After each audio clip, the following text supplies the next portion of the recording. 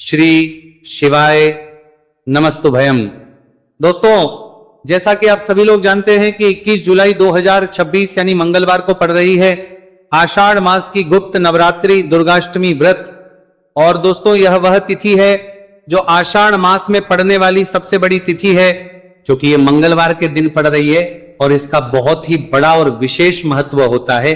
पूज्य गुरु जी ने कहा है कि अगर कभी भी मौका लग जाए और आषाढ़ मास की गुप्त नवरात्रि दुर्गाष्टमी व्रत मंगलवार को पड़ जाए तो आप लोगों को एक छुटकी काला तिल वाला उपाय तो अवश्य ही करना चाहिए। इन दोनों का संयोग बहुत ही कम आता है। इसी के साथ में गुरुजी ने अपनी शिव पुराण कथा में बताया है कि इस दिन आपको एक छुटकी काला तिल वाला उपाय तो आपको अवश्य ही करना चाहिए, क्योंकि ऐसा दिन पूरे साल में सिर्फ एक ही बार आता है। और दोस्तों, आप सभी लोग जानते हो कि मंगलवार दुर्गाष्टमी का अगर सबसे बड़ा कोई उपाय है तो वह एक छुटकी काला तिल वाला उपाय है। तो दोस्तों, मंगलवार दुर्गाष्टमी के दिन आप लोगों को इस एक छुटकी काला तिल वाला उपाय को जरूर करना है। बहुत सारे लोग होंगे जिन लोगों ने इस उपाय को ना किया हो, मतलब पूरा साल निकल गया, उन्होंने किसी भी दिन इसी काला तिल वाला उपाय को जरूर करना है।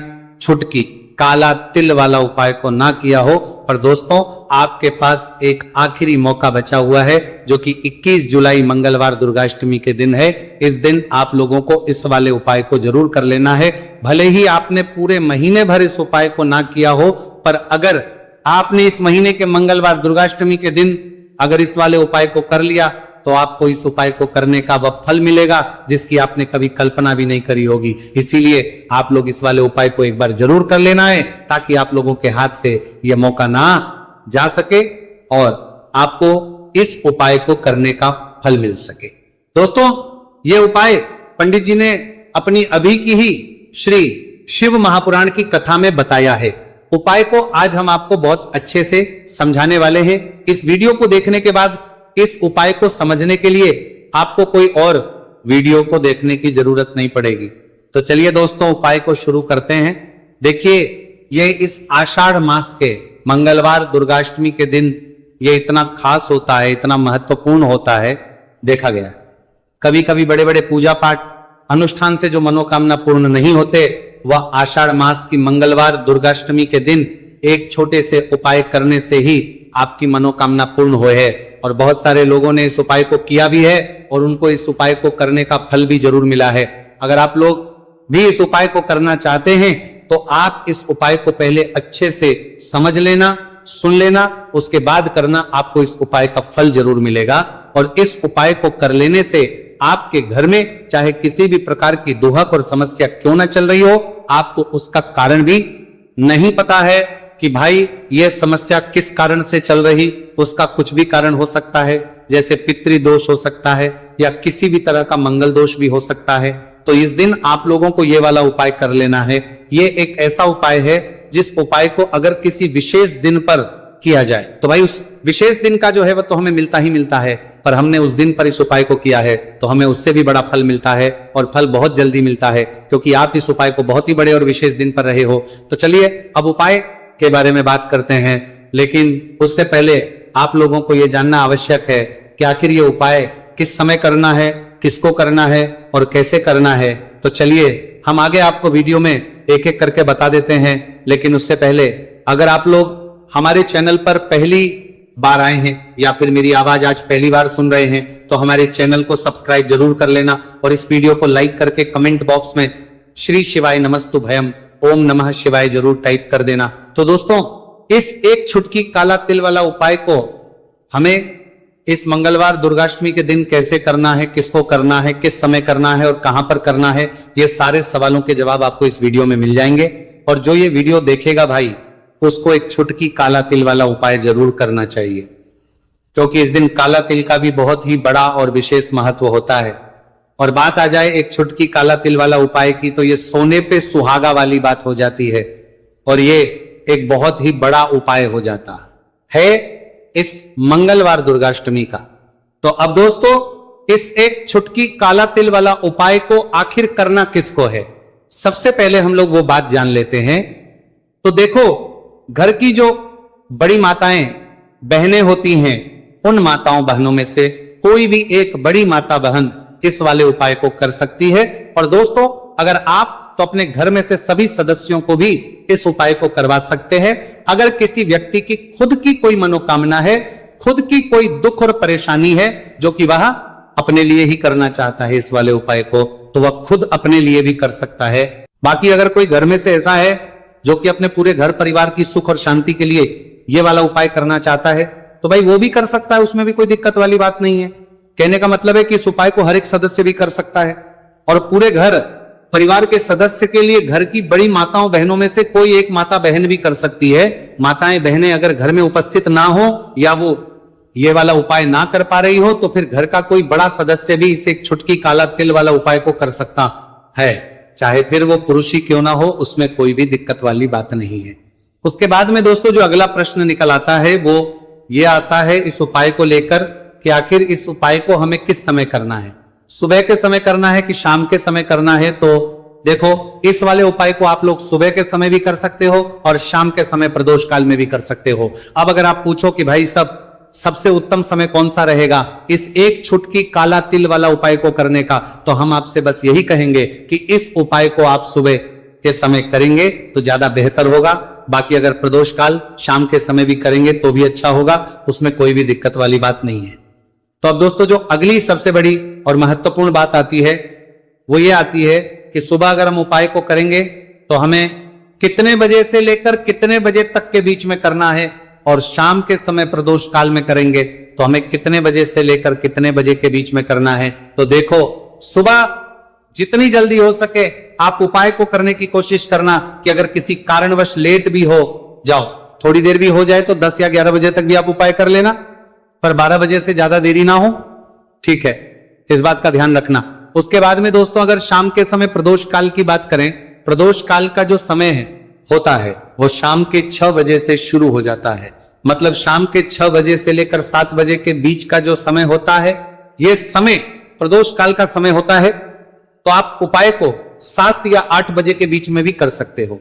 मतलब शाम के 6 बजे से रात 8 बजे के बीच में आप कभी भी इस वाले उपाय को कर सकते हो, उसमें कोई भी दिक्कत वाली बात नहीं है। देखिए, यदि आपके जीवन में संकट बहुत ही अधिक चल रहे हो, समस्याएं बहुत ही अधिक चली हो, एक एक रूप खर्च करने आपको बस ओढ़ रहा है, भूमि से जुड़ी हुई कोई भी समस्या हो या फिर आपके विवाह से जुड़ी हुई कोई भी समस्या हो या आपके व्यापार से जुड़ी हुई कोई भी समस्या हो, तो आपकी ये सारी समस्या इस मंगलवार दुर्गाष्टमी व्रत के दिन समाप्त होने वाली है। तो चलिए दोस्तों जानते हैं उस विशेष उपाय के बारे में। देखिए, इस वीडियो में हम पूज्य गुरुजी द्वारा बताए गए 3 बहुत ही चमत्कारिक उपायों के बारे में जानेंगे। देखिए, ये जो उपाय है आपके जीवन से दुर्भाग्य का तो अंत करेंगे ही, साथ ही साथ यदि आपके जीवन में धन की समस्या चल रही है तो वह सभी भी आपकी समाप्त हो जाएंगी। देखिए, गुरुजी ने बताया है कि जब भी मंगलवार दुर्गाष्टमी का दिन पड़े तो हमें कर्ज मुक्ति के लिए कुछ उपाय करने चाहिए। इसी के साथ हमें धन प्राप्ति भूमि से जुड़े कार्यों और विवाह के लिए भी उपाय करने चाहिए। तो चलिए दोस्तों जानते हैं गुरुजी द्वारा बताए गए सबसे पहले उपाय के बारे में। देखिए, यह उपाय विशेषकर उन लोगों को करना है जिनकी भूमि से जुड़ी कोई भी समस्या चल रही हो, यानी कि उनकी भी जमीन से जुड़ी हुई समस्या चल रही है, यानी कि जो लोग मकान खरीदना चाहते हैं या फिर उनका खेत से जुड़ा कोई भी केस चल रहा है, या फिर जिनके भी विवाह में विलंब हो रहा है, या फिर जिन भी लोगों के जीवन में कर्ज बहुत ही अधिक बढ़ने लगा है, कर्ज जो है वो चुका नहीं पा रहे हैं, तो गुरुजी ने कहा है कि ऐसे लोगों को ये उपाय करना चाहिए। देखिए, इस उपाय के लिए आपको थोड़े से काले तिल ले लेने हैं। आपको मात्र एक चुटकी काले तिल ले लेने हैं। इसी के साथ में आपको थोड़ा सा शहद ले लेना है। फिर सबसे अंत में आपको एक लोटा शुद्ध जल ले लेना है। तांबे के पात्र के अंदर आपको अपने घर से शुद्ध जल ले लेना है और इन सभी सामग्रियों को आपको लेकर के पहुंच जाना है भगवान शिव के मंदिर में। देखिए, पूज्य गुरुजी ने बताया है कि इस उपाय को आप सुबह से लेकर के शाम तक किसी भी समय में कर सकते हैं। देखिए, मंदिर पहुंचने के आप जो काले तिल लेकर के गए थे उनमें आपको थोड़ा सा शहद लगा लेना है। देखिए, आप जो शहद लेकर के आए हैं उस शहद में आपको ये काले तिल अच्छे से डुबो देना है और शहद से युक्त ये जो काले तिल हैं इन्हें आपको शिवलिंग पर अर्पित कर देने हैं, या फिर आपको शिवलिंग के चारों तरफ अच्छे से काले तिल का लेपन कर देना है। पूज्य गुरुजी ने बताया है कि लेपन करते समय यदि आपके जीवन में कर्ज से जुड़ी समस्याएं चल रही हैं, लेपन करते समय आपको आर्यन मुक्तेश्वर महादेव का स्मरण करना है, या फिर आपके जीवन में विवाह से संबंधित या फिर जमीन से संबंधित कोई भी समस्या चल रही है तो फिर आपको मंगलेश्वर महादेव का स्मरण करना है। इसके बाद जो आप जल लेकर के आए हैं उसे आपको धीरे धीरे शिवलिंग पर अर्पित कर देना है तथा आपको लगातार शिव महापुराण के मूल मंत्र श्री शिवाय नमस्तुभयम इस मंत्र का जाप करते रहना है। पूज्य गुरु जी ने बताया है कि सिर्फ एक मंगलवार दुर्गाष्टमी यह उपाय करके देखना और आप स्वयं देखेंगे कि 2 से 3 महीने के अंदर आपके जीवन से जुड़ी हुई जो भी समस्याएं हैं बस सभी समस्या बहुत ही जल्द महादेव की कृपा से दूर होने लगेगी। तो दोस्तों इस प्रकार से आपको यह पहला उपाय ना है। अब हम जानते हैं दूसरे विशेष उपाय के बारे में। देखिए इस उपाय के लिए आपको एक प्यारी सी बेलपत्र ले लेनी है, इसी के साथ में एक लोटा शुद्ध जल लेना है तांबे के पात्र के अंदर और इसी के साथ में आपको थोड़ा सा शहद ले लेना है। देखिए मंगलवार का दिन है और मंगलवार दुर्गाष्टमी के दिन यदि हम शहद का उपाय करते हैं तो इससे महादेव हमसे बहुत ही अधिक प्रसन्न होकर के हमारी मनोकामना को परिपूर्ण करते हैं। देखिए दोस्तों यदि आपको बेलपत्र नहीं मिल पाती है तो आप भगवान शिव के शिवलिंग पर जो बेलपत्र छड़ी हुई होती है उसे शुद्ध जल से धो करके उसका उपयोग कर सकते हैं। तो इन सभी सामग्रियों को आपको भगवान शिव के मंदिर में लेकर के पहुंच जाना है। गुरुजी ने कहा है कि इस उपाय को भी आप सुबह से लेकर के शाम तक किसी भी समय में कर सकते हैं। देखिए मंदिर पहुंचने के बाद आपके पास जो एक बेलपत्र है और बेलपत्र की जो सबसे बड़ी वाली पत्ती होती है और उसकी जो चिकनी साइड होती है उस पर आपको अच्छे से शहद का लेपन कर देना है। यानी कि बेलपत्र की बड़ी वाली पत्ती पर पूरी ही पत्ती पर अच्छे से शहद लगा देना है। अब देखिए ये जो बेलपत्र है इसे आपको अपने सीधे हाथ की हथेली पर रखना है और आपके जो भी कार्य अटक रहे हैं।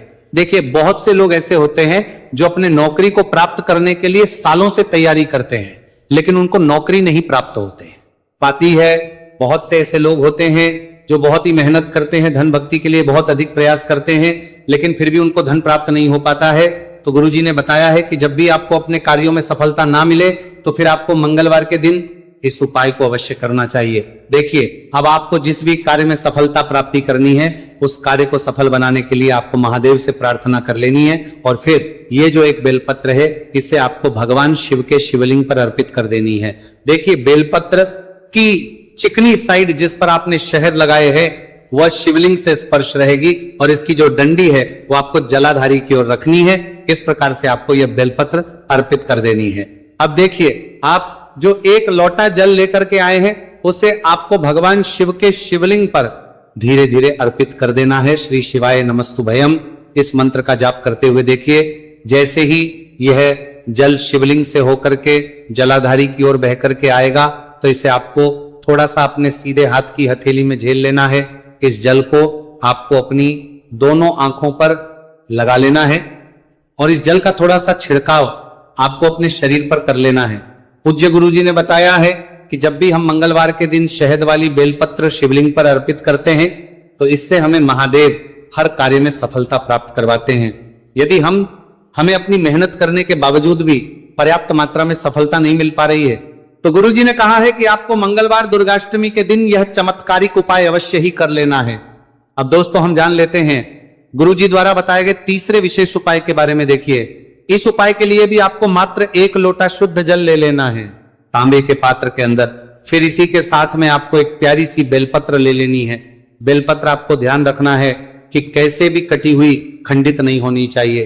अब देखिए मात्र 2 सामग्री लेकर के आपको भगवान शिव के मंदिर में पहुंच जाना है। पूज्य गुरु जी ने बताया है कि यह उपाय विशेषकर उन लोगों को करना है जिनकी कोई भी विशेष मनोकामनाएं जो कई दिनों से परिपूर्ण नहीं हो पा रही, चाहे वो विवाह से संबंधित हो, नौकरी से संबंधित हो, व्यापार से संबंधित हो, चाहे किसी भी प्रकार की मनोकामना है जो परिपूर्ण नहीं हो पा रही, तो उसके लिए आपको यह उपाय करना है। देखिए इस उपाय को भी आप सुबह से कि शाम तक किसी भी समय में कर सकते हैं। देखिए मंदिर पहुंचने के बाद सबसे पहले तो आप बेलपत्र लेकर के आए हैं, उसे आपको अपने सीधे हाथ की हथेली पर रखना है और आपको महादेव से प्रार्थना करनी है कि हे मेरे महादेव, मेरी ये जो मनोकामनाएं बहुत दिनों से अधूरी है, मैंने कई प्रकार के उपाय कर लिए हैं, कई प्रकार के व्रत कर लिए हैं, लेकिन अभी तक मेरी मनो और उनका जो पैर उठा हुआ होता है वहां पर आपको पहला हरा मूंग समर्पित देना है और आपको ओम नम शिवाय इस मंत्र का जाप कर लेना है। फिर आपको दूसरा हरा मूंग लेना है और शिवलिंग पर जो श्री गणेश जी वाला स्थान होता है वहां पर आपको ये दूसरा हरा मूंग समर्पित कर देना है। यानी कि शिवलिंग के सीधे तरफ आपको ये दूसरा हरा मूंग समर्पित करना है और फिर आपको ओम नमः शिवाय या फिर ओम श्री गणेशाय नमः इस मंत्र का जाप कर लेना है। तीसरा हरा मूंग का दाना आपको भगवान शिव सबसे प्रिय पुत्री माता अशोक सुंदरी वाले स्थान पर समर्पित करना होगा। शिवलिंग की जो जलाधारी होती है, जहां से जल बह करके आता है, उसी जलाधारी के बीच में जो कहीं कहीं उठी हुई लाइन होती है सांप की आकृति के रूप में, वहीं पर आपको तीसरा हरा मूंग समर्पित करना है और फिर आपको ओम नमः शिवाय इस मंत्र का जाप करना है, लेना है। अब भक्तों, चौथा जो हरा मूंग है उसे आपको भगवान कार्तिकेय जी का जो स्थान होता है शिवलिंग पर, वहां पर आपको ये चौथा हरा मूंग का दाना समर्पित कर देना है और आपको इस मंत्र का जाप कर लेना है। अब भक्तों, आपके पास जो पांचवा और अंतिम हरा मूंग बचा हुआ है, उससे जल के पात्र के अंदर डाल देना है और इस हरे मूंग से युक्त जल से आपको भगवान शिव के शिवलिंग का अभिषेक कर देना है। जल आपको बिल्कुल धीरे धीरे समर्पित करते जाना है और लगातार आपको शिव के मूल मंत्र श्री